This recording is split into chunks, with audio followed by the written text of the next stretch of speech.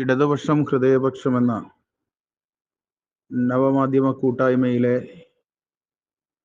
എൻ്റെ പ്രിയമുള്ള സഖാക്കളെ,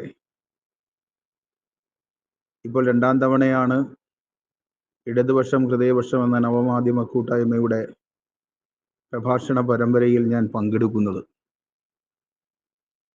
എന്നെ പ്രഭാഷണ പരമ്പരയിലേക്ക് ക്ഷണിച്ച മുഴുവൻ സഖാക്കളെയും ആദ്യമായി ഹൃദയപൂർവ്വം അഭിവാദ്യം ചെയ്യുന്നു.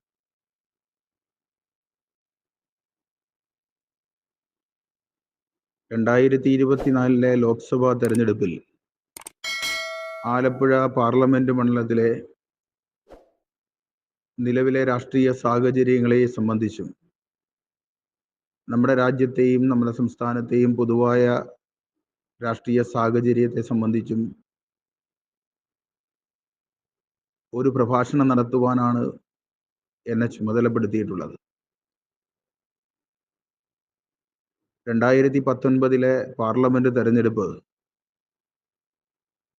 കേരളത്തിൽ ഇടതുപക്ഷ ജനാധിപത്യ മുന്നണിക്കെതിരായി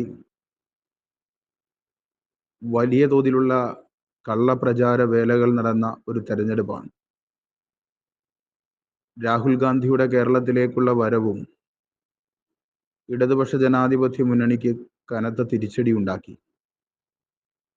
ആ ഘട്ടത്തിൽ ഇടതുപക്ഷത്തിൻ്റെ അഭിമാനം കാത്ത് പുന്നപ്ര വയലാറിൻ്റെ വിപ്ലവ മണ്ണ് സഖാവ് AM ആരിഫിനെ ഇന്ത്യൻ പാർലമെന്റിലേക്ക് അഭിമാനത്തോടെ ആവേശപൂർവ്വം തെരഞ്ഞെടുത്തു. 5 വർഷക്കാലം പിന്നിടുമ്പോൾ ഇടതുപക്ഷ ജനാധിപത്യ മുന്നണിക്ക് സ്ഥാനാർത്ഥിയായി മറ്റൊരാളിനെ സംബന്ധിച്ചും ചിന്തിക്കേണ്ട കാര്യം പോലുമില്ല. എല്ലാവർക്കും സ്വീകാര്യനായി ആലപ്പുഴയുടെ ജനമനസ്സുകളിൽ ഏറ്റവും പ്രിയപ്പെട്ടവനായി സഖാവ് ആരിഫ് മാറി എന്നതാണ് യാഥാർത്ഥ്യം. അദ്ദേഹം ഒരു പാർലമെന്റ് അംഗം എന്ന തരത്തിൽ അദ്ദേഹം നടത്തിയിട്ടുള്ള പാർലമെന്റ് ഇടപെടലുകൾ ഏറ്റവും ശ്രദ്ധേയമാണ്. 89% ഹാജർ അദ്ദേഹത്തിന് പാർലമെന്റിലുണ്ട്. രാഹുൽ ഗാന്ധിയുമായി കമ്പയർ ചെയ്യുമ്പോൾ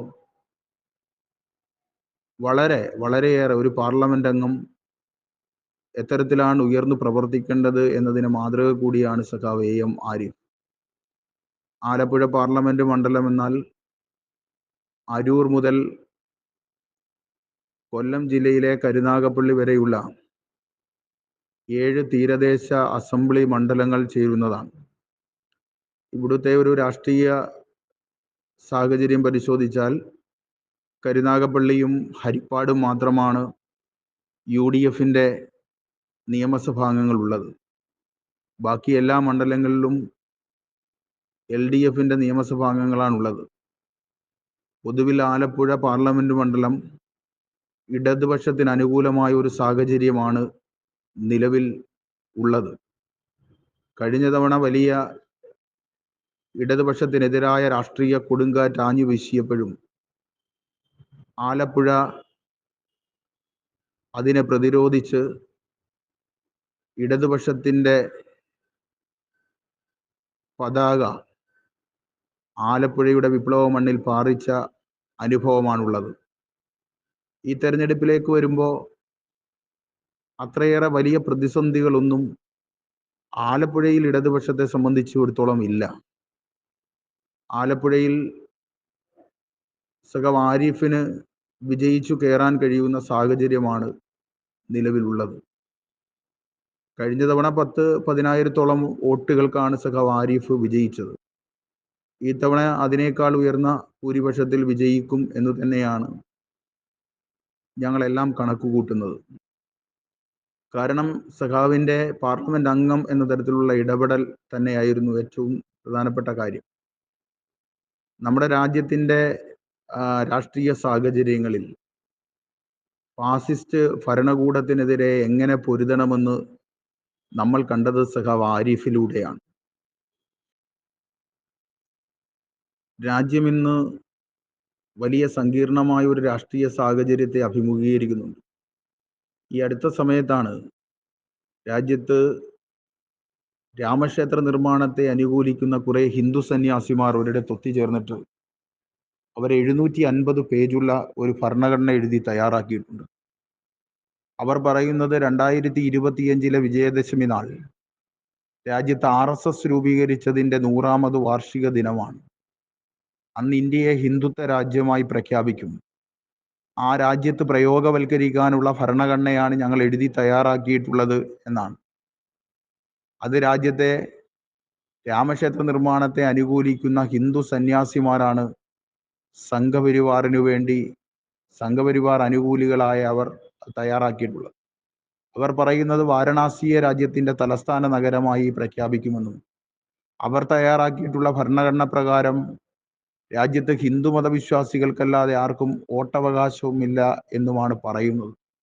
അങ്ങനെ വന്നാൽ നമ്മളുടെ രാജ്യത്തിൻ്റെ മതനിരപേക്ഷതയെ, ഈ രാജ്യത്തിൻ്റെ ഭരണഘടനാ മൂല്യങ്ങളെ, രാജ്യത്തിൻ്റെ ബഹുസ്വരതയെ, രാജ്യത്തിൻ്റെ ജനാധിപത്യ ബോധ്യങ്ങളെ എല്ലാം കളങ്കപ്പെടുത്തുന്ന അനുഭവമായിരിക്കും ഉണ്ടാവാൻ വേണ്ടി പോകുന്നത്.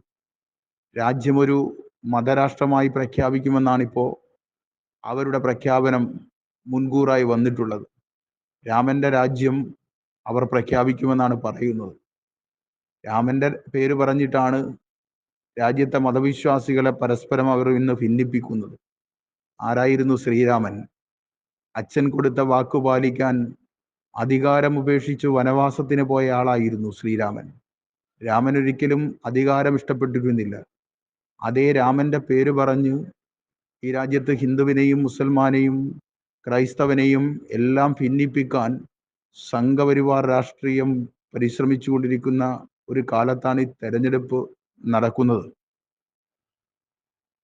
ഈ അടുത്ത സമയത്ത് നമ്മുടെ രാജ്യത്ത് ഏറ്റവും രാഷ്ട്രീയമായ ചർച്ചകൾക്ക് കാരണമായ ഒരു കാര്യം ബാബറി പള്ളി തകർത്തെടുത്ത് രാമക്ഷേത്രം നിർമ്മിച്ചതുമായി ബന്ധപ്പെട്ടാണ്. ആ രാമക്ഷേത്രത്തിൻ്റെ ശിലയിടാനും അതിൻ്റെ പ്രാണപ്രതിഷ്ഠയ്ക്കുമായി രാജ്യത്തിൻ്റെ പ്രധാനമന്ത്രി നേരിട്ട് പോകുന്ന അനുഭവങ്ങളെ ജനാധിപത്യ ഭാരതം വളരെ വേദനയോടെയാണ് നോക്കിക്കണ്ടത്. എൻ്റെ മതം ശ്രേഷ്ഠമാണെന്നും എൻ്റെ ദൈവം ഉത്തമനാണെന്നും ഏതെങ്കിലും ഒരു മതവിശ്വാസി ലോകത്തോട് വിളിച്ചു പറഞ്ഞാൽ ലോകത്തൊരിടത്തും ഒരു വർഗീയ കലാപം ഉണ്ടാവില്ല. എൻ്റെ മതം മാത്രമാണ് ശ്രേഷ്ഠം, എൻ്റെ ദൈവം മാത്രമാണ് ഉത്തമൻ എന്ന് പറയുന്നിടത്താണ് വർഗീയ കലാപങ്ങളും വർഗീയ വിഘടനവാദ പ്രവർത്തനങ്ങളും എല്ലാം ഉണ്ടാവുന്നത്. വ്യത്യസ്തങ്ങളായ മതവിഭാഗങ്ങൾ ചേരുന്ന വൈവിധ്യങ്ങൾ നിറഞ്ഞ ബഹുസ്വരതയിൽ അധിഷ്ഠിതമായ ഒരു രാജ്യത്ത് ആ രാജ്യത്തെ മതത്തിൻ്റെ പേരിൽ ഭിന്നിപ്പിക്കാൻ ഒരു ഭരണാധികാരി തന്നെ ഇറങ്ങിത്തിരിച്ചിരിക്കുന്ന കാഴ്ചയാണ് നമ്മൾ കാണുന്നത്. ആരാണ് നരേന്ദ്രമോദി? നരേന്ദ്രമോദി പഴയ RSSകാരൻ, പഴയ കർസേവകൻ മാത്രമല്ല, അദ്ദേഹം ലോകത്തിലെ തന്നെ ഏറ്റവും വലിയ ജനാധിപത്യ മതേതര റിപ്പബ്ലിക് എന്നറിയപ്പെടുന്ന ഒരു രാജ്യത്തിൻ്റെ പ്രധാനമന്ത്രി കൂടിയാണ്. ഇന്തോനേഷ്യയും പാകിസ്ഥാനും കഴിഞ്ഞാൽ ലോകത്ത് ഏറ്റവും കൂടുതൽ മുസ്ലിങ്ങൾ അധിവസിക്കുന്ന രാജ്യമേതെന്ന ചോദ്യത്തിന് സൗദി അറേബ്യ എന്നല്ല ഉത്തരം. ഞാനും നിങ്ങളും ജീവിക്കുന്ന ഈ മതേതര ഇന്ത്യ എന്നാണ്. ഇവിടെ ഒരു മതവിശ്വാസിയുടെ ആരാധനാലയം തകർത്തെടുത്ത് മറ്റൊരു മതവിശ്വാസിയുടെ ആരാധനാലയം പണിയാനും അതിന് ശിലയിടാനും രാജ്യത്തിൻ്റെ പ്രധാനമന്ത്രി തന്നെ നേരിട്ട് പോകുകയാണ്. ലോകത്തേതെങ്കിലും ഒരു രാജ്യത്ത് ആ രാജ്യത്തിൻ്റെ ഭരണാധികാരി ഒരു ആരാധനാലയത്തിൻ്റെ ഉദ്ഘാടനത്തിന് പോയതായി നമ്മൾ കേട്ടിട്ടുണ്ടോ? മതരാഷ്ട്രമായ പാകിസ്ഥാനിൽ അവിടുത്തെ ഏതെങ്കിലും ഒരു പള്ളിയുടെ ഉദ്ഘാടനത്തിന് അവിടുത്തെ പ്രസിഡന്റോ പ്രധാനമന്ത്രിയോ പോയത് നമ്മൾ കേട്ടിട്ടുണ്ടോ? ജനാധിപത്യ ഭാരതത്തെ ഏറ്റവും അധികം വേദനിപ്പിക്കുന്ന കാഴ്ചകളായിരുന്നു അതെല്ലാം. പിന്നെ നമ്മൾ കണ്ടു ഇന്ത്യൻ പാർലമെന്റിൻ്റെ പുതിയ കെട്ടിടത്തിൻ്റെ ഉദ്ഘാടനം. അവിടെ പോയതാരാണ്? കാഷായ വസ്ത്രധാരികളായിട്ടുള്ള കുറെ ഹിന്ദു സന്യാസിമാർ. ഇന്ത്യൻ ഭരണഘടനയുടെ ആർട്ടിക്കിൾ 79 പറയുന്നത് ഇന്ത്യൻ പാർലമെന്റ് എന്ന് പറഞ്ഞാൽ കൗൺസിൽ ഓഫ് സ്റ്റേറ്റ്സ് അഥവാ രാജ്യസഭയും ഹൗസ് ഓഫ് ദി പീപ്പിൾ അഥവാ ലോക്സഭയും ഇന്ത്യൻ പ്രസിഡന്റും ചേരുന്നതാണെന്നാണ്. ഇന്ത്യൻ പ്രസിഡന്റിനെ മാറ്റി നിർത്തി ഇന്ത്യൻ പാർലമെന്റിനെ സംബന്ധിച്ച് നിർവചിക്കാൻ പോലും കഴിയാത്ത ഒരു ഭരണഘടനയുള്ള ഒരു രാജ്യത്ത് ദളിത് വിഭാഗത്തിൽപ്പെട്ട ഒരു സ്ത്രീ ആയതുകൊണ്ട് രാജ്യത്തിൻ്റെ പ്രസിഡന്റിനെ മാറ്റി നിർത്തിയിട്ട് കാഷായ വസ്ത്രധാരികളായ കുറേ ഹിന്ദു സന്യാസിമാരെ കൊണ്ട് രാജ്യത്തിൻ്റെ പാർലമെന്റ് മന്ദിരത്തിൻ്റെ പുതിയ കെട്ടിടത്തിൻ്റെ ഉദ്ഘാടനം നിർവഹിപ്പിച്ചു. അപ്പോൾ പാർലമെന്റ് മന്ദിരത്തിൻ്റെ കെട്ടിടം ഉദ്ഘാടനം ചെയ്യാൻ കാഷായ വസ്ത്രധാരികളായിട്ടുള്ള സന്യാസിമാരും അപ്പുറത്ത് അമ്പലത്തിൻ്റെ പ്രതിഷ്ഠ നടത്താൻ രാജ്യത്തിൻ്റെ പ്രധാനമന്ത്രിയും പോകുന്ന വൈരുദ്ധ്യം നിറഞ്ഞ ഒരു രാഷ്ട്രീയ കാലാവസ്ഥയിലാണ് ഇന്ത്യ രാജ്യം മുന്നോട്ട് പോയിക്കൊണ്ടിരിക്കുന്നത്. സംഘപരിവാർ ഫാസിസം അതിൻ്റെ എല്ലാ ഉഗ്രരൂപങ്ങളും പുറത്തെടുക്കുകയാണ്. അവരുടെ രാഷ്ട്രീയ അജണ്ടകളാണ് അനുദിനം ഇന്ത്യ രാജ്യത്ത് നടപ്പിലാക്കിക്കൊണ്ടിരിക്കുന്നത്. അവർ വന്നു കാശ്മീരിൻ്റെ പ്രത്യേക പദവി എടുത്തു കളഞ്ഞു. കാശ്മീരിൻ്റെ പ്രത്യേക പദവി രാജ്യത്ത് ജനാധിപത്യപരമായി ബ്രിട്ടീഷുകാരിൽ നിന്ന് സ്വതന്ത്രമായി രാജ്യത്ത് ജനാധിപത്യപരമായി അധികാരത്തിൽ വന്ന ഭരണകൂടം, ആ ഭരണകൂടത്തിൻ്റെ തീരുമാനപ്രകാരമാണ് ഭരണഘടനാ ഭേദഗതിയിലൂടെ ഭരണഘടനയുടെ 370 അനുച്ഛേദം വരുന്നത്. ആ അനുച്ഛേദപ്രകാരം ആ നാടിൻ്റെ പ്രത്യേക സവിശേഷതകൾ കണക്കിലെടുത്ത് ആ നാടിനൊരു ഭരണഘടനയും പതാകയും ഉണ്ടായിരുന്നു ജമ്മു കാശ്മീരിന്. ആ ജമ്മു കാശ്മീരിൻ്റെ അസംബ്ലിയുടെ അംഗീകാരമില്ലാതെ കേന്ദ്ര ഗവൺമെൻറ് അവിടെ ഇടപെടാൻ കഴിയില്ലായിരുന്നു. നമ്മളൊക്കെ ദേശീയ പതാക ഉയർത്തുമ്പോൾ അവരവരുടെ സംസ്ഥാനത്തിൻ്റെ പതാകയായിരുന്നു ഉയർത്തുന്നത്. ജമ്മുവും കാശ്മീരും ലഡാക്കും അടക്കമുള്ള 3 ഭൂപ്രദേശങ്ങളുടെ ഘടന ചിത്രീകരിക്കുന്ന ചുവന്ന നിറത്തിലുള്ള ഒരു പതാക ആ നാടിൻ്റെ സവിശേഷമായ അവകാശമായിരുന്നു. അതെല്ലാം ഒരു രാത്രി കൊണ്ടാണ് രാജ്യത്തിൻ്റെ പാർലമെന്റിനകത്തൊരു ചർച്ചയ്ക്ക് പോലും ഇട കൊടുക്കാതെ എടുത്തു കളഞ്ഞത്. രാജ്യത്ത് കോൺഗ്രസ് എന്ന് പറയുന്ന രാജ്യത്തെ ഏറ്റവും വലിയ മതേതര പാർട്ടി എന്ന് അവകാശപ്പെടുന്ന സ്വാതന്ത്ര്യ സമരത്തിന്റെ ചരിത്രമുള്ള പാർട്ടി, ആ പാർട്ടിയുടെ നേതാക്കന്മാർ ഇതിനെതിരെ ഒരു അക്ഷരം ഉരിയാടിയില്ല എന്നതാണ് അത്ഭുതം. രാജ്യത്ത് കോൺഗ്രസിന് ക്രിയാത്മക പ്രതിപക്ഷമായി പ്രവർത്തിക്കാൻ കഴിയാത്ത ഒരു സാഹചര്യമുണ്ട്. അവർ BJPയുടെ ബി ടീമായി മാറുന്ന ഒരു സാഹചര്യം. മുത്തലാഖ് നിയമത്തിന്റെ ഭേദഗതി ചർച്ച ചെയ്യുമ്പോൾ കുഞ്ഞാലിക്കുട്ടി അടക്കമുള്ളവർ കല്യാണത്തിന് പോയിരിക്കുന്നു എന്നതാണ് നമ്മൾ പറഞ്ഞു കേട്ടത്. അപ്പോൾ എത്രയേറെ ഗൗരവത്തോടെയാണ് പാർലമെന്റിൽ ഓരോ കരിനിയമങ്ങൾ നിർമ്മിക്കുമ്പോൾ പ്രതിപക്ഷത്ത് മുഖ്യ പ്രതിപക്ഷമായി വർദ്ധിക്കേണ്ട UDFന്റെ MP-മാർ നിലപാട് സ്വീകരിച്ചിട്ടുള്ളത് എന്ന് നമ്മൾ തിരിച്ചറിയണം. ഈ അടുത്ത സമയത്ത് മലയാള മനോരമ ചാനലിലെ പറയാതെ വയ്യ എന്ന പരിപാടിയിൽ പൗരത്വ ഭേദഗതി നിയമത്തിനെതിരായിട്ടുള്ള ചർച്ചകൾ പാർലമെന്റിനകത്ത് നടന്നതും അതിൻ്റെ വോട്ടെടുപ്പ് നടന്നതുമായി ബന്ധപ്പെട്ടൊക്കെ ആ പറയാതെ വയ്യ എന്ന പരിപാടിയിൽ ചില പരാമർശങ്ങൾ ഉണ്ടായിരുന്നു. മലയാള മനോരമ ചാനൽ എന്ന് പറഞ്ഞാൽ കേരളത്തിൽ കമ്മ്യൂണിസ്റ്റ് പാർട്ടി അധികാരത്തിൽ വന്നാൽ ഞാനും എൻ്റെ കുടുംബവും വിഷം കഴിച്ച് ആത്മഹത്യ ചെയ്യുമെന്ന് പറഞ്ഞ മാമൻ മാപ്പിളയുടെ പ്രസ്ഥാനമാണ് മനോരമ.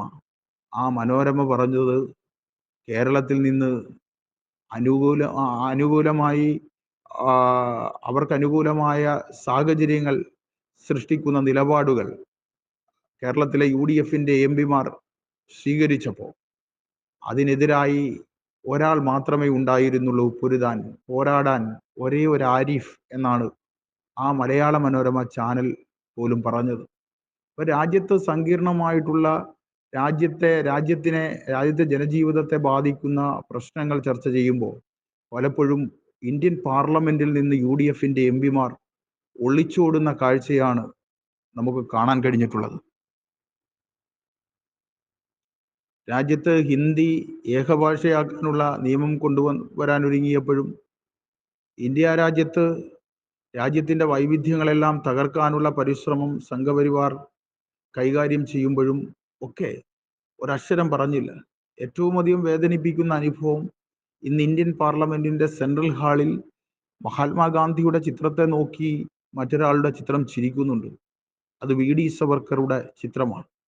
ഗാന്ധിയെ കൊല്ലാൻ തോക്കുകൊടുത്തു വിട്ട, ഏറ്റവും ഒടുവിൽ ഗാന്ധിയെ കൊല്ലാനുള്ള ആസൂത്രണം നടത്തിയിട്ട് ഗാന്ധിയുടെ ഘാതകരായിട്ടുള്ള ആളുകൾ, നാഥുറാം ഗോഡ്സെ അടക്കമുള്ള ആളുകൾ പോകുന്നത് ഈ VD സവർക്കറുടെ വീട്ടിൽ നിന്നാണ്. ആ ഗാന്ധിയെ കൊല്ലാൻ തോക്ക് കൊടുത്തു വിട്ടയാളിന്റെ ചിത്രം, ഗാന്ധി ഘാതകനായ ഒരാളുടെ ചിത്രം ഇന്ത്യൻ പാർലമെന്റിന്റെ സെൻട്രൽ ഹാളിൽ മഹാത്മാഗാന്ധിയുടെ ചിത്രത്തെ നോക്കി ചിരിക്കുന്നുണ്ട്. അത് സ്ഥാപിക്കാൻ പാടില്ല എന്നൊരക്ഷരം ഇവർ പറഞ്ഞു.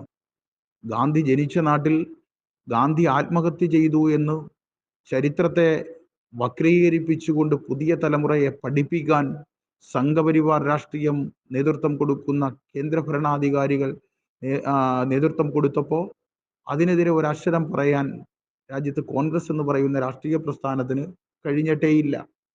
രാജ്യത്ത് ഒന്നിന്റെയും മുഖ്യനിരയിൽ രാഹുൽ ഗാന്ധി എന്ന നേതാവ് വരുന്നില്ലല്ലോ. പ്രതിപക്ഷ നേതാവിന്റെ റോളിലേക്ക് അദ്ദേഹം വരുന്നുണ്ടോ? രാജ്യത്ത് ഫാസിസത്തിനെതിരായിട്ടുള്ള പോരാട്ടത്തിൽ ഒരക്ഷരം പറയാൻ രാഹുൽ ഗാന്ധി ഉണ്ടോ? രാഹുൽ ഗാന്ധിയുടെ ജോഡോ യാത്ര കടന്നുപോയി. നമ്മൾ പ്രതീക്ഷിച്ചു ഏതെങ്കിലും ഒരു കേന്ദ്രത്തിൽ രാഹുൽ ഗാന്ധി പറയും, ഹേ നരേന്ദ്രമോദി, ഹേ RSSകാരാ, ഹേ BJPക്കാരാ, നിങ്ങളുടെ രാഷ്ട്രീയം ഈ രാജ്യത്തിന് അപകടമാണ് എന്ന് രാഹുൽ ഗാന്ധി പറയും എന്ന് നമ്മൾ പ്രതീക്ഷിച്ചിരുന്നു. പക്ഷെ ഒരിടത്തും രാഹുൽ ഗാന്ധി പറയുന്നത് നമ്മൾ കേട്ടില്ല. കോൺഗ്രസ് എന്ന് പറയുന്ന രാഷ്ട്രീയ പ്രസ്ഥാനം ഇന്ന് അതിൻ്റെ ഒരു അന്ത്യത്തിലേക്ക് പൊയ്ക്കൊണ്ടിരിക്കുകയാണ്. ഓരോ ദിവസവും രാജ്യത്തെ കോൺഗ്രസിന്റെ നേതാക്കന്മാരാകെ BJPയിലേക്ക് പോകുന്ന ഒരു കാഴ്ച. റിസോർട്ട് രാഷ്ട്രീയം കൈകാര്യം ചെയ്യുന്ന രാഷ്ട്രീയ പ്രസ്ഥാനമായി ഇന്ന് കോൺഗ്രസ് ഈ രാജ്യത്ത് അധപ്പതിച്ചിരിക്കുകയാണ്. രാജ്യത്ത് കോൺഗ്രസിന് രാജ്യത്തെ രക്ഷിക്കാൻ കഴിയില്ല എന്നത് യാഥാർത്ഥ്യമാണ്. അങ്ങനെ രാജ്യത്തെ രക്ഷിക്കാൻ കഴിയുമായിരുന്നെങ്കിൽ അവർക്ക് അധികാരമുള്ള കാലങ്ങളിൽ, കോൺഗ്രസിന് അധികാരമുണ്ടായിരുന്ന അവരുടെ ഏറ്റവും പുഷ്കലകാലത്ത് അവർക്ക് ഈ രാജ്യത്തെ രക്ഷിക്കാനുള്ള ചില നിലപാടുകൾ സ്വീകരിക്കാമായിരുന്നു. അതിലൊന്ന്, ബാബറി പള്ളി തകർക്കുമ്പോൾ അന്ന് നരസിംഹറാവു എന്ന കോൺഗ്രസിന്റെ നേതാവ്, 17 ഭാഷകൾ അറിയാവുന്ന രാജ്യത്തിന്റെ പ്രധാനമന്ത്രി രാജ്യത്തിന്റെ അദ്ദേഹത്തിന്റെ പൂജാമുറിയിൽ കയറി കതകടച്ചിരിക്കുകയായിരുന്നു. അറിയാവുന്ന ഏതെങ്കിലും ഒരു ഭാഷയിൽ അരുതേ എന്നൊരക്ഷരം ഉരിയാടിയിരുന്നുവെങ്കിൽ ഇന്ത്യൻ മതേതരത്വത്തിന്റെ ഏറ്റവും ഉയർന്ന പ്രതീകമായ ബാബറി പള്ളിയുടെ താഴികക്കുടങ്ങൾ RSSകാരൻ, സംഘപരിവാറുകാരൻ തകർത്തെറിയില്ലായിരുന്നു. രാജീവ് ഗാന്ധിയുടെ കാലത്താണ് അയോധ്യയിൽ ശിലാന്യാസം നടന്നത്. പൂജിച്ച കല്ലുകളുമായി RSSകാരൻ ഒരു പള്ളി തകർക്കാൻ വന്നപ്പോൾ അന്ന് രാജീവ് ഗാന്ധിയുടെ 147 കമ്പനി കേന്ദ്ര പോലീസ് തോക്ക് താഴ്ത്തിപ്പിടിച്ച് ആ പള്ളി തകർക്കാൻ വന്ന RSSകാരന് ഗാർഡ് ഓഫ് ഓണർ ചെയ്തു എന്ന വിമർശനം ഇന്ത്യ രാജ്യത്ത് നിലനിൽക്കുകയാണ്. ഞാൻ സൂചിപ്പിച്ചത്, രാജ്യത്ത് കോൺഗ്രസിലുള്ള പ്രതീക്ഷ ജനങ്ങൾക്ക് നഷ്ടപ്പെട്ടിരിക്കുന്നു. 2014 പാർലമെന്റ് തെരഞ്ഞെടുപ്പ് കാലത്ത് നരേന്ദ്രമോദി ഈ രാജ്യത്തെ ജനങ്ങളോട് പറഞ്ഞ കുറെ വാഗ്ദാനങ്ങൾ ഉണ്ടായിരുന്നു. അച്ഛാ ദിൻ ആയേഗ എന്നാണ് പറഞ്ഞത്. നല്ല ദിനങ്ങൾ വരാൻ വേണ്ടി പോകുന്നു. നരേന്ദ്രമോദിയുടെ വരവോടുകൂടി നല്ല ദിനങ്ങൾ ഉണ്ടാകുമെന്ന് രാജ്യത്തെ കുറച്ചെങ്കിലും ജനത സ്വപ്നം കണ്ടതുകൊണ്ടാണല്ലോ 33% ജനതയുടെ വോട്ട് നേടിയാൽ പ്രതിപക്ഷ കക്ഷികളുടെ ഏകോപനമില്ലാത്തത് കൊണ്ട് രാജ്യത്തിന്റെ പ്രധാനമന്ത്രി കസേരയിലേക്ക് വന്നത്. പ്രതീക്ഷയുണ്ടായിരുന്നു രാജ്യത്തെ ഒരു വിഭാഗം ജനങ്ങൾക്ക്. പക്ഷെ ആ പ്രതീക്ഷകളെല്ലാം അദ്ദേഹം തകർത്തു. അദ്ദേഹം അന്ന് പറഞ്ഞത്, ഞങ്ങൾ അധികാരത്തിൽ വന്നാൽ പ്രതിവർഷം 2 കോടി ചെറുപ്പക്കാർക്ക് തൊഴിൽ, വിദേശത്തെ ബാങ്കുകളിലുള്ള കള്ളപ്പണം തിരിച്ചുപിടിച്ച് ഓരോ ഇന്ത്യക്കാരന്റെയും അക്കൗണ്ടിലേക്ക് 15 ലക്ഷം രൂപ നൽകുമെന്ന് പറഞ്ഞു, പെട്രോളിയം ഉൽപ്പന്നങ്ങളുടെ വില കുറയ്ക്കും എന്ന് പറഞ്ഞു, രാജ്യത്തെ പൊതുമേഖലാ സ്ഥാപനങ്ങൾ സംരക്ഷിക്കും എന്ന് പറഞ്ഞു, രാജ്യത്താകെ വലിയ തൊഴിൽ സാധ്യതകൾ സൃഷ്ടിക്കും എന്ന് പറഞ്ഞു, രാജ്യത്തിന്റെ കാർഷിക മേഖലയ്ക്ക് ഉതകുന്നതായി വികസന പ്രവർത്തനങ്ങൾ നിരവധി കൊണ്ടുവരുമെന്ന് പറഞ്ഞു. അതെല്ലാം വെറും വാക്കായിരുന്നുവെന്ന് 10 വർഷക്കാലത്തെ നരേന്ദ്രമോദിയുടെ ഭരണം തെളിയിച്ചിരിക്കുന്നു. നരേന്ദ്രമോദി ധരിക്കുന്ന കോട്ടിന്, അദ്ദേഹം ഇടുന്ന ഉടുപ്പിന് 10 ലക്ഷം രൂപയാണ് വില. 10 ലക്ഷം രൂപ വിലമതിക്കുന്ന കോട്ടിൽ നരേന്ദ്ര ദാമോദർ ദാസ് മോദി എന്ന് ആലേഖനം ചെയ്ത് രാജ്യാധികാരത്തിന്റെ സിംഹാസനത്തിൽ ഇങ്ങനെ അദ്ദേഹം ഇരിക്കുകയാണ്. അങ്ങനെ ഇരുന്നാൽ, നരേന്ദ്രമോദി ഇങ്ങനെ ഇരുന്നാൽ ഈ രാജ്യത്തെ ദരിദ്രനാരായണന്മാരെ സംബന്ധിച്ചിടത്തോളം എന്ത് നല്ല ദിനങ്ങളാണ് സമ്മാനിക്കാൻ വേണ്ടി കഴിയുന്നത്? സമർത്ഥനായ ഒരു ജാലവിദ്യക്കാരനെ പോലെയാണ് അദ്ദേഹം. ഒരു ദിവസം പെട്രോളിയം ഉൽപ്പന്നങ്ങളുടെ വില 5 രൂപ കൂട്ടിയാൽ സമരമുണ്ടാകുമ്പോൾ 1 രൂപ കുറയ്ക്കും. ഫലത്തിൽ 4 രൂപ വർദ്ധിപ്പിക്കാനാണ് അദ്ദേഹം തീരുമാനിച്ചിട്ടുള്ളത്. അദ്ദേഹം വന്നു, രാജ്യത്തെ ചെറുപ്പക്കാരെ ഇത്രയേറെ വഞ്ചിച്ച ഒരു ഗവൺമെന്റ് വേറെ ഉണ്ടായിട്ടുണ്ടോ? ഇപ്പോ അന്താരാഷ്ട്ര തലത്തിൽ തൊഴിലില്ലായ്മയെ സംബന്ധിച്ച് ഉള്ള കണക്കെടുപ്പുകൾ നടന്നപ്പോൾ ലോകത്തെ ഏറ്റവും കൂടുതൽ തൊഴിലില്ലായ്മയുള്ള രാജ്യങ്ങളിൽ ഒന്നായി ഇന്ത്യ രാജ്യം മാറിയിരിക്കുകയാണ്. പ്രതിവർഷം 2 കോടി ചെറുപ്പക്കാർക്ക് തൊഴിലാണ് ഇവർ വാഗ്ദാനം ചെയ്തത്.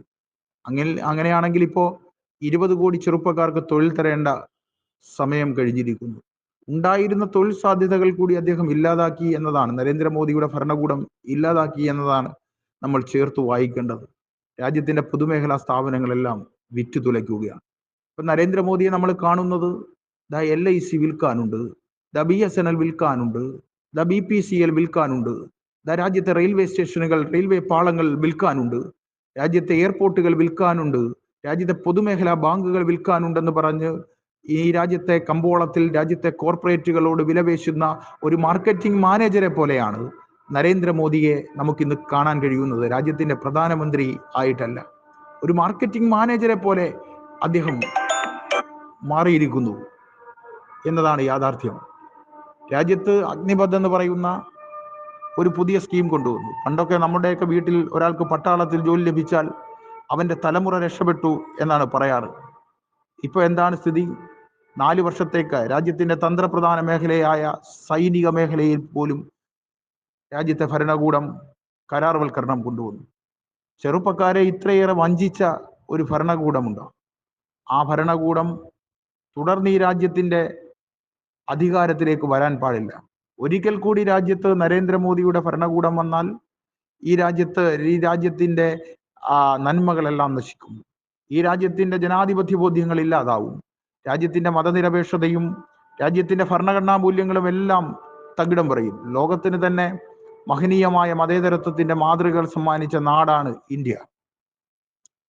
ചരിത്ര പുസ്തകങ്ങൾ പഠിക്കുന്ന ചെറിയ പ്രായത്തിൽ നമ്മളുടെയൊക്കെ മനസ്സിലേക്ക് ആവേശമായി കടന്നു കയറിയ ഒരു വാചകമുണ്ട്: ലോകത്തിലെ തന്നെ ഏറ്റവും വലിയ ജനാധിപത്യ മതേതര റിപ്പബ്ലിക്കാണ് ഇന്ത്യ.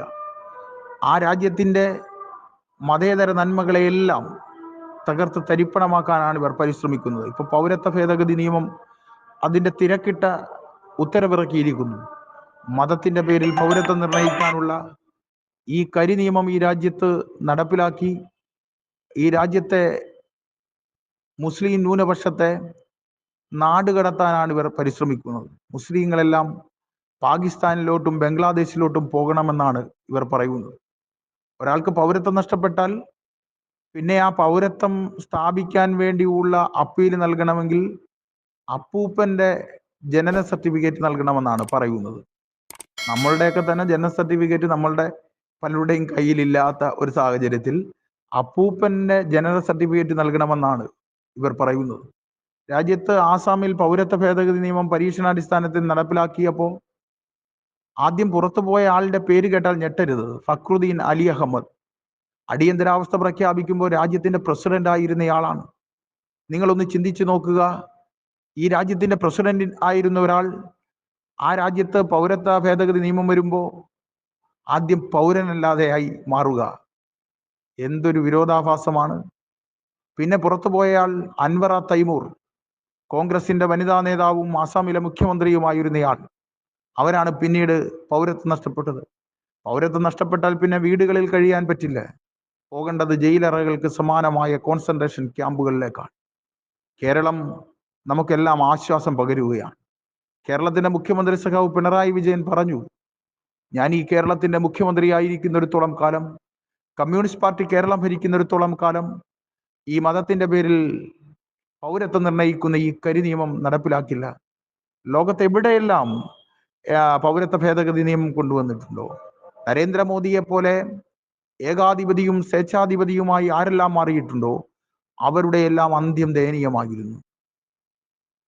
ആയിരക്കണക്കിന് വരുന്ന ജൂതന്മാരെ, നിരപരാധികളായ ജൂതന്മാരെ കൊന്നൊടുക്കാൻ നേതൃത്വം കൊടുത്ത ലോകം കണ്ട ഏറ്റവും വലിയ സ്വേച്ഛാധിപതിയായ ഏകാധിപതിയായിരുന്ന ഹിറ്റ്ലർക്ക് ഒടുവിൽ സ്വന്തം കാമുകിക്കൊപ്പം വിഷം കഴിച്ച് ആത്മഹത്യ ചെയ്യേണ്ടി വന്നു. അതാണ് ചരിത്രം.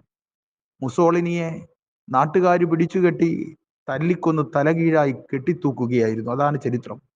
ഇന്ത്യ രാജ്യത്തെ ഭരണാധികാരികൾക്കും ആ അനുഭവമാണ് ഉണ്ടാവാൻ വേണ്ടി പോകുന്നത്. സങ്കീർണമായ ഒരു രാഷ്ട്രീയ സാഹചര്യത്തെയാണ് രാജ്യം അഭിമുഖീകരിക്കുന്നത്. ഈ തെരഞ്ഞെടുപ്പിൽ ഇന്ത്യൻ പാർലമെന്റിനകത്ത് ഇടതുപക്ഷ അംഗങ്ങളുടെ എണ്ണം വർദ്ധിപ്പിക്കേണ്ടത് അനിവാര്യമാണ്. കേരളത്തിൽ ഇടതുപക്ഷ ജനാധിപത്യ മുന്നണി ഗവൺമെന്റ് ചരിത്രത്തിലെ ഏറ്റവും വലിയ വികസന പരിപ്രേക്ഷ്യത്തിനാണ് നേതൃത്വം കൊടുക്കുന്നത്. ഈ അടുത്ത സമയത്ത് നമ്മൾ കണ്ടു, സുനിൽ കനഗോലു എന്ന കർണാടക സ്വദേശിയായ ഒരു PR ഏജൻസിയുടെ തലവൻ, അദ്ദേഹം തയ്യാറാക്കിയ ചില തിരക്കഥകളുടെ ഭാഗമായി കേരളത്തിലെ ഇടതുപക്ഷ ജനാധിപത്യ മുന്നണി ഗവൺമെന്റിനെ തകർക്കാനുള്ള കള്ളപ്രചാര വേലകളുമായി BJPയും കോൺഗ്രസും എല്ലാം ഇറങ്ങി. കോൺഗ്രസിനു വേണ്ടി തെരഞ്ഞെടുപ്പ് പ്രചാരണത്തിന്റെ ചുമതലയേൽക്കാൻ കനഗോലു വന്നപ്പോൾ പടച്ചുവിട്ട കുറെ നുണകളുണ്ട്. ആ നുണകളുടെ ഭാഗമായിരുന്നു പെൻഷനുമായി ബന്ധപ്പെട്ട്, ക്ഷേമ പെൻഷനുകളുടെ വിതരണവുമായി ബന്ധപ്പെട്ട് കേരളത്തിൽ ഇടതുപക്ഷ ജനാധിപത്യ മുന്നണിക്കെതിരായി നടത്തിയിട്ടുള്ള പ്രചരണങ്ങൾ. അപ്പോൾ അതിൻ്റെ യാഥാർത്ഥ്യം എന്താണ്? ഈ പൊതുസമൂഹം ഇതെല്ലാം കാണുന്നുണ്ട്.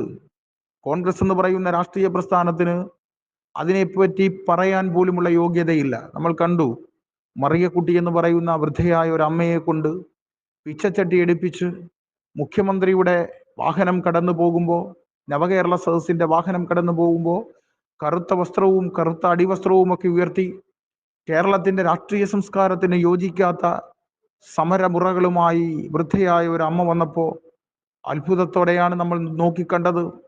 എന്തൊക്കെയാണ് ഈ നടക്കുന്നത് എന്ന് അത്ഭുതത്തോടെ നമ്മൾ നോക്കിക്കണ്ടു. കുറെ കോൺഗ്രസ്സുകാരാണ് അവരെ കൊണ്ടത് ചെയ്യിപ്പിച്ചത്. പക്ഷെ അത് ചെയ്യിപ്പിച്ച കോൺഗ്രസ്സുകാർക്ക് തന്നെ പണി കിട്ടുന്ന ഒരു സാഹചര്യമാണ് പിന്നീടുള്ള ദിവസങ്ങളിൽ നമ്മൾ കണ്ടത്. ആദ്യം മാധ്യമപ്രവർത്തകരോട് ഞാൻ കോൺഗ്രസ് ആണ്, ഞാൻ ചെറുപ്പം മുതൽ കോൺഗ്രസ് ആണെന്ന് പറഞ്ഞ മറിയക്കുട്ടി എന്ന അമ്മ പിന്നെ 2 ദിവസം കഴിഞ്ഞപ്പോൾ സുരേഷ് ഗോപിയുമായി ചേർന്ന് നിന്ന് പറയുന്നു, ഞാൻ BJP ആണ് കേട്ടോ, ഞാൻ വലിയ BJP-യാ. അതാണ് അനുഭവം. പ്രത്യേകിച്ച് രാഷ്ട്രീയമൊന്നുമില്ലാത്ത ഒരു വൃദ്ധയായ അമ്മയെ ഉപയോഗപ്പെടുത്തി കേരളത്തിലെ ഇടതുപക്ഷ ജനാധിപത്യ മുന്നണി ഗവൺമെന്റിനെ തകർക്കാൻ വേണ്ടി കഴിയുമോ? 980-ൽ 45 രൂപ കർഷക തൊഴിലാളി പെൻഷൻ തീരുമാനിച്ച് അത് മുടക്കം കൂടാതെ കൊടുത്തപ്പോൾ ഇത്തരത്തിൽ ഏത് മറിയക്കുട്ടിമാർ സമരം ചെയ്തിട്ടാണ് അന്ന് ആ ക്ഷേമ പെൻഷൻ തീരുമാനിച്ചത്? ഇടതുപക്ഷ ജനാധിപത്യ മുന്നണിയുടെ പ്രഖ്യാപിത നയത്തിന്റെ ഭാഗമായിരുന്നില്ലേ? അത് 1600 രൂപയാക്കി വർദ്ധിപ്പിച്ച് ഇപ്പോഴും കൊടുത്തുകൊണ്ടിരിക്കുക. ഇപ്പൊ എനിക്ക് വ്യക്തിപരമായ അനുഭവമുണ്ട്. ഞാൻ പഞ്ചായത്ത് പ്രസിഡന്റ് ആയിരുന്നയാളാണ്. 2015 നവംബർ മാസത്തിലാണ് ഞാൻ പഞ്ചായത്ത് പ്രസിഡന്റായി ചുമതലയേൽക്കുന്നത്. പിന്നീടുള്ള 6 മാസക്കാലം, അതായത് 2016 ഏപ്രിൽ വരെയുള്ള 6 മാസക്കാലം ഞങ്ങൾക്കൊക്കെ രാവിലെ പഞ്ചായത്ത് ഓഫീസിൽ ഇരിക്കാൻ കഴിയില്ല. അന്ന് കേരളം ഭരിക്കുന്നത് UDF ആണ്. ഉമ്മൻചാണ്ടി ആണ് കേരളത്തിന്റെ മുഖ്യമന്ത്രി. രാവിലെ പെൻഷനുമായി ബന്ധപ്പെട്ട പരാതികൾക്കായി പ്രായമുള്ള അച്ഛനമ്മമാർ പഞ്ചായത്ത് ഓഫീസിലേക്ക് വരും. അവർ വന്ന് ചോദിക്കും, മക്കളെ ഞങ്ങളുടെ പെൻഷൻ എവിടെ കിട്ടും? ഞങ്ങൾ അവരോട് പറയും, പോസ്റ്റ് ഓഫീസിലോ ബാങ്കിലോ ഒക്കെ ഒന്ന് പോയി നോക്കും. പിന്നെ തിരിച്ചു വന്ന് പഞ്ചായത്ത് ഓഫീസിന് മുന്നിൽ വന്ന് അവരുടെ പ്രതിഷേധത്തിന്റെ ഭാഗമായി ഞങ്ങളെ 2 ചീത്ത കൂടി പറഞ്ഞിട്ടേ പോകാറുള്ളായിരുന്നു. പക്ഷെ 2016 മെയ് മാസത്തിൽ സഖാവ് പിണറായി വിജയന്റെ ഗവൺമെന്റ് വന്നു. ഒന്നാമത്തെ മന്ത്രിസഭാ യോഗത്തിലെ ഒന്നാമത്തെ തീരുമാനം പാവപ്പെട്ട കർഷക തൊഴിലാളിക്കും കയർ തൊഴിലാളിക്കും മത്സ്യത്തൊഴിലാളിക്കുമൊക്കെ അവരുടെ ജീവിത സായന്തനങ്ങളിൽ ഒരു നേരത്തെ ചായ കുടിക്കാനുള്ള വക, അത് കൃത്യമായി കുടിശ്ശിക തീർത്ത് സഹകരണ ബാങ്കുകളെ ചുമതലപ്പെടുത്തി കൊടുത്ത ഗവൺമെന്റിന്റെ പേര് പിണറായി വിജയൻ ഗവൺമെന്റ് എന്നാണ്. ഇടതുപക്ഷ ജനാധിപത്യ മുന്നണിയുടെ ഗവൺമെന്റാണ്. 5-6 മാസം പെൻഷൻ മുടങ്ങി. അതിന് കൃത്യമായ കാരണമുണ്ട്.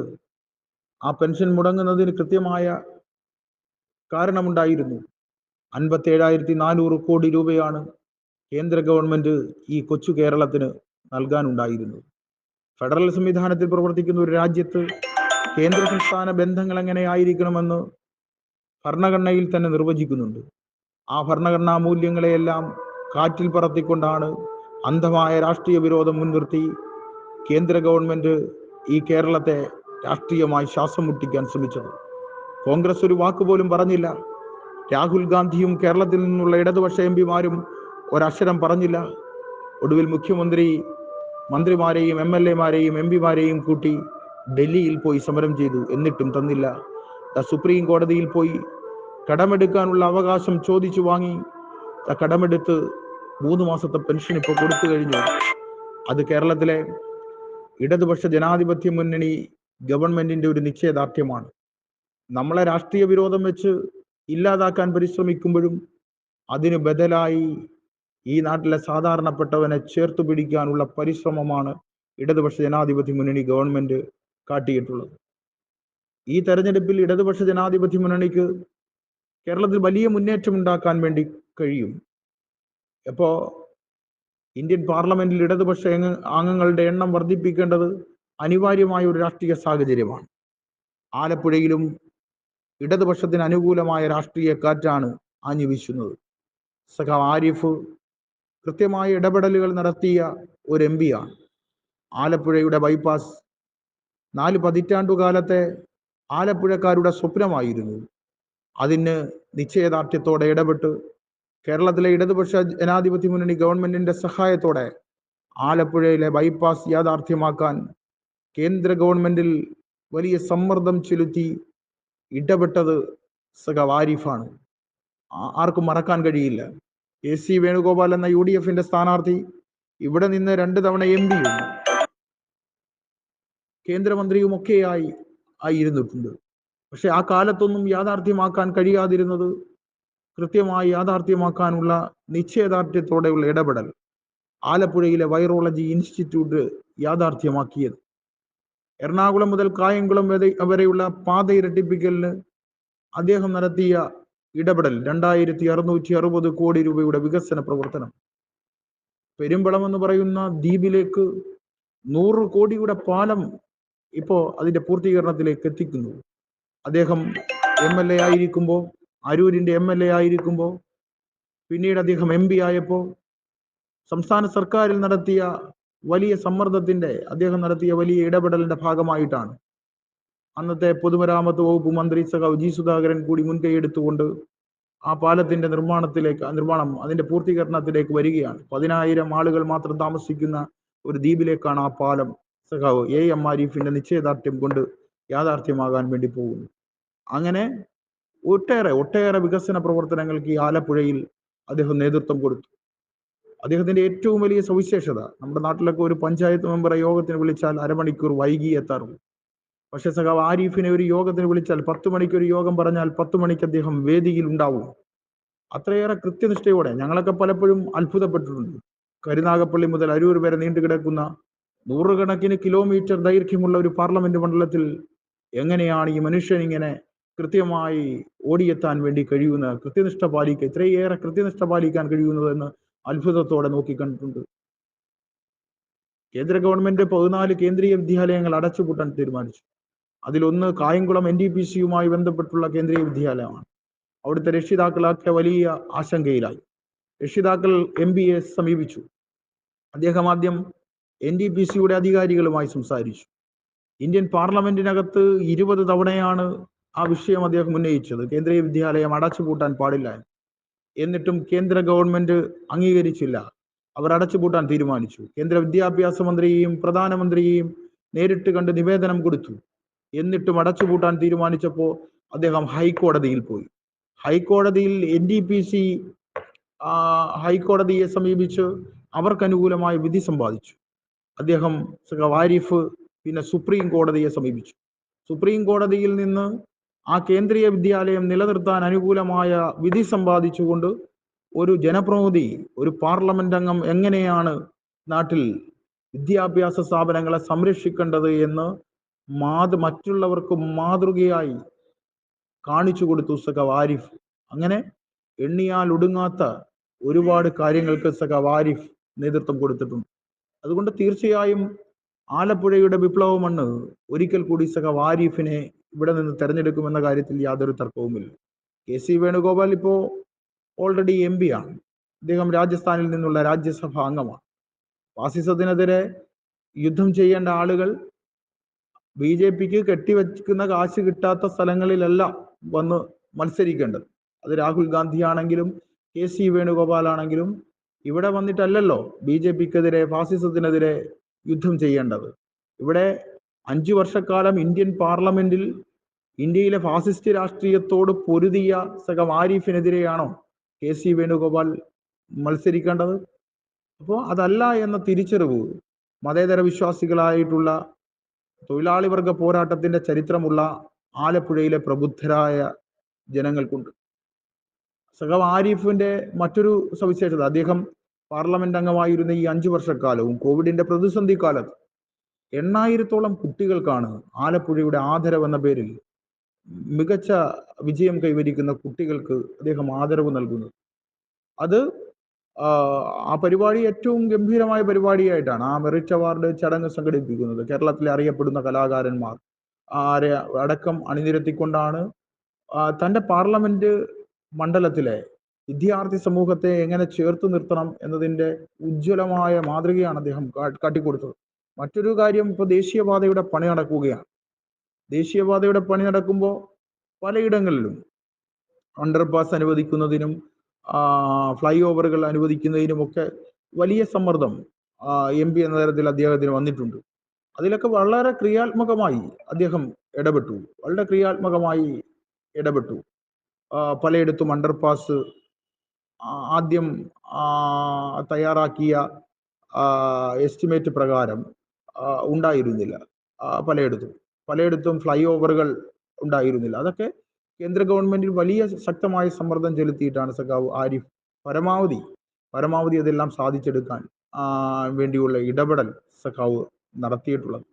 അപ്പൊ അതെല്ലാം വെച്ച് നോക്കുമ്പോൾ ഇപ്പൊ ഇന്ത്യയിൽ ഏറ്റവും കൂടുതൽ എലിവേറ്റഡ് ഹൈവേ വരുന്നത് ആലപ്പുഴ പാർലമെന്റ് മണ്ഡലത്തിലാണ്.